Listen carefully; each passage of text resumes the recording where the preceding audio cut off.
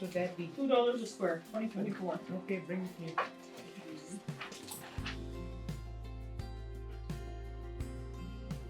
Everybody stand up. There we go. Now we know that. And away we go. My name is Oren Scott Longman. I'm from Gordon's First Nation. I have 8 kids and 1 stepdaughter. I'm glad to be here. I've come here for about 1.5 years now. And it's a way to unload how you're doing, how you feel.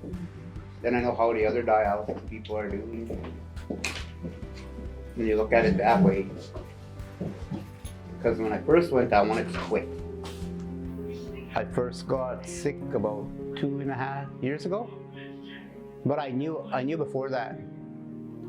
Because I started feeling sick and I went to see the doctor. He got me to see the specialist, and then the specialist looked at these pills I was taking. I brought a list of the pills and he said, "Why are you on this?" And I said, "I don't know."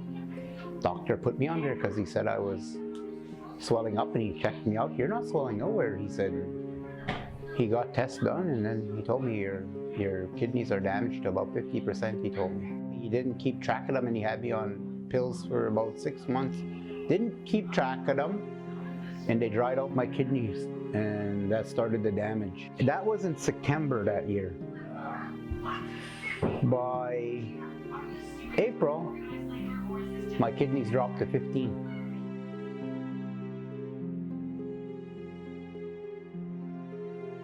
But Tommy asked me if I regretted, and I told him yeah. And he said, "You go through that." In the beginning, he said, "You'll feel like that."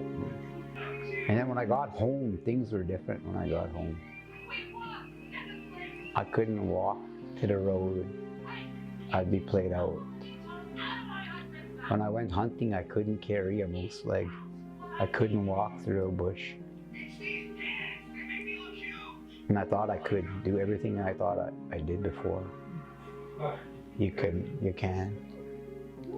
And I told my friend, "I'm gonna push, this is just a small little bush." I told him it's 400 yards. I told him I could do this. And I got halfway through and I couldn't. And I just cried. And he said, you can't do the things you thought you can do anymore," he told me. And then after that, they just made me sit in the truck. But that broke my heart. Because I used to walk from here and I'd go like 5 miles out and then come home, no problem. Now I was lucky if I could make it to the back house there. It really hurt. And then it was near the end of November, I was talking to my friend Steve. "How long you been going here?" I told him. He said, "Oh, 8 years. He said, I told him, "Holy shit." I said, "If you could do 8 years, I said, I could do this." I told myself that I could do this. He did this for 8 years. I said, I can do this. So it ended up 3 of us we used to sit together every day. There's me, Steve, and Pancake, a guy from Muskegon. He was going through all his testing, and he told me, "You better start doing your tests," he said. So I got after my doctor. I said, "Why aren't you trying to get me all these tests? What are you waiting for?"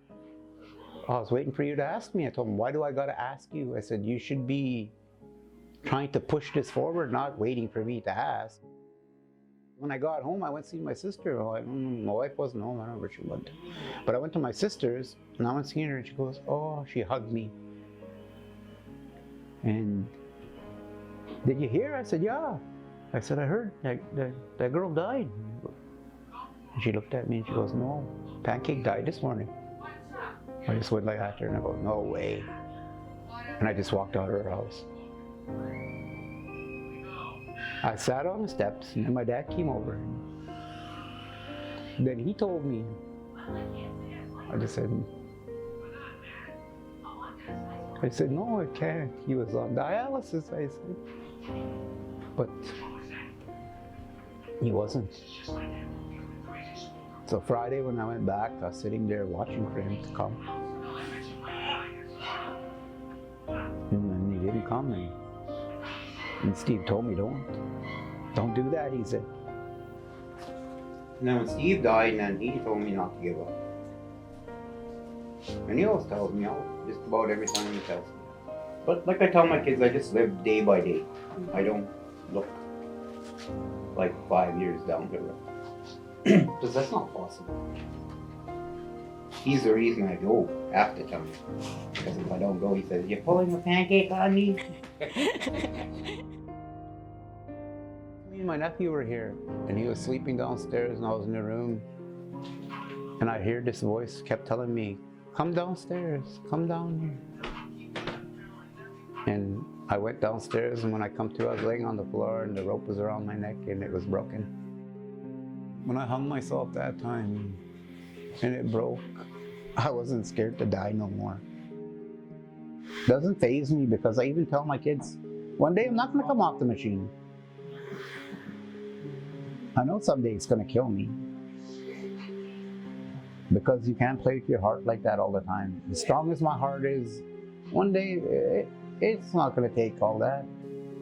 My left valve's bleeding in my heart from dialysis. It wears out your lining, he said. It made me sad. When she came back and I was sitting up and my son was crying, he said, "You're dead, Dad." And I said, "I know." And she was looking at me and she goes, He was dead," she goes, and I said, "Yeah." He said, "Your heart was just beating so good and I had you hooked up to the monitor. There was nothing wrong with your heart." He said, "You just weren't breathing." And I was like, holy crap. And so we get to emerge and they rush me into a little room and I wasn't breathing now for 5 minutes. And before I went out, I looked at my nephew. I said, "Whatever happens," I said, "don't leave my side." But in that 5 minutes, at the foot of my bed, I seen a beautiful young lady and my wife standing there. And this young lady was going like that to me. And I begged them. "Not yet," I said, "give me a little bit more time." I said, "and then I'll come." But that's his fault. Because I said, "I don't know where my baby will go." That's the part that killed me. And they let me come back because they were just gone. But I looked at my auntie and I seen her sitting there and she's crying. And I told her, "Don't cry." I said, "If I would have died, it's okay." And she said, "That's not why I'm crying." She said, "I saw your grandmother and 7 dead people come in here and we're all standing around that bed." So I don't think I'm supposed to be here. But it was the fact that I begged. But now I'm really suffering because from that point, my nerves are starting to give out in my feet and my hands. My body pains now. It never used to pain, but now it does. But I look at it as I asked for something that I should never ask for. Okay, well, just give me heads up then. And then when my wife got sick, I never left the hospital. I didn't have to leave the hospital. I just stayed there, right there with her the whole time. 2 of her valves had bacteria in it. She got an operation down here, and her cancer was in here. When I first found it in September, it was just that big. When she died, that thing was about like that. But I always told her, "Don't let them open you either." And she let them cut her under here. They might have took where it was, but you spreaded it. Here, and it was emergency when the doctor explained it to me that if it ever broke open, she'd live 10 minutes. I knew she was never going to make it, because to get the heart operation was the 30% she'd live. And I made myself a promise I was never going to see that. I told myself 10 days before this operation, I'm quitting dialysis. I said, I don't want to see it. So I had my thing all planned out and what I was going to do. But she'd never tell me where the cancer, how bad it was, but it was stage 5. In the end, she couldn't even hit this wall to that wall, and she couldn't breathe no more. So I knew how bad it was. But when we were in Regina, she took a pain here. Oh, she could feel it into her feet. Tommy wouldn't tell me. He asked me, how is she? And I said, this morning she took a pain. I told him from here, and it hit her feet, I told him. He wouldn't tell me she was never going to make it. He said, I didn't want you to quit, he said. I made a bed in the living room for her, and I put her on the couch, and she said, you know how much I love Rice Krispies? Give me Rice Krispies. So I gave her that. And when I gave her that, she looked at me and she asked me that, she said, babe, are you getting tired of taking care of me? I told her, no. I said, because I love you. I told her, I really love you. Why do you think I've taken care of you for the past 6 weeks in the hospital? I told her, because I really love you. And then I seen this smile on her face that I've never seen since the day we got married. And she fell asleep. And the worker got here, and I had my meeting with the worker, and she said, you got your kids back on Tuesday. I'll fully give you back the other 3. You'll have them now. And then I peeked over the thing where she was sleeping again. She had that smile on her face sleeping. About 20 to 11, she goes, oh, babe, and she grabbed her side. Oh, call the ambulance. She said, right away, I knew that thing broke. So I got on the phone with the ambulance. I was trying to calm her. I looked at her, and she looked at me, and she said, baby, help me, baby, help me. And I grabbed her. I couldn't move her. All day I was carrying her around. Now I couldn't move her.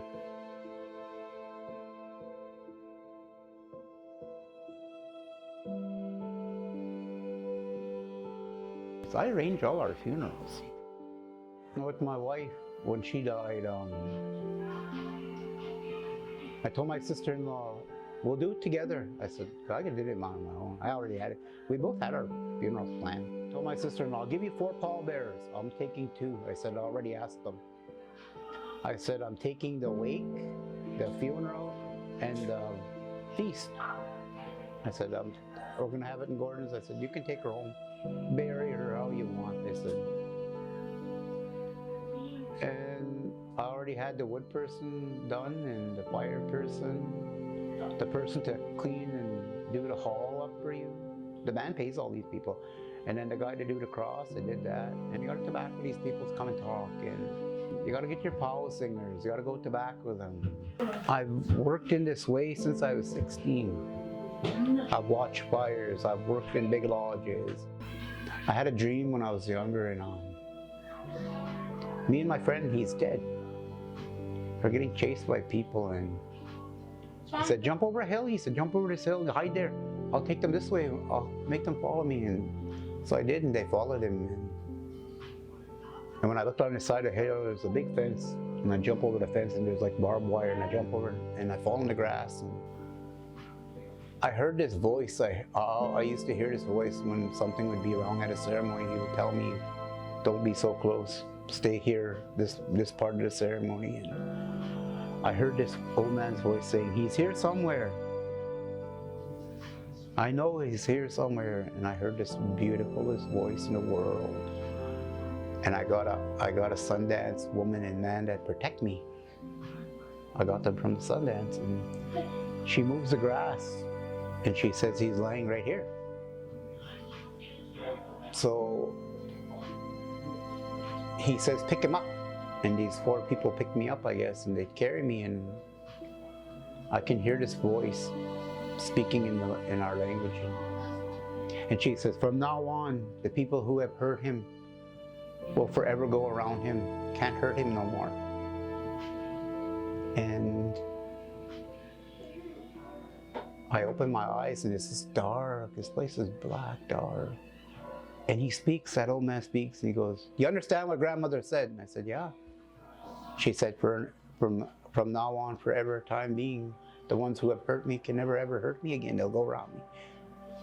And then he says, open the door. And the door opens, and we're in a sweat. And we go out, and I'm in this most beautifulest place you ever seen. And I can see her a mile away, standing on a hill. And it sounded like she was right outside. And he showed me around there. And he says, come, I have one more thing I need to show you.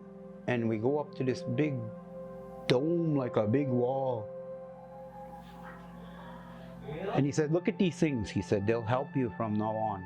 And he shows me little ornaments of animals and stuff.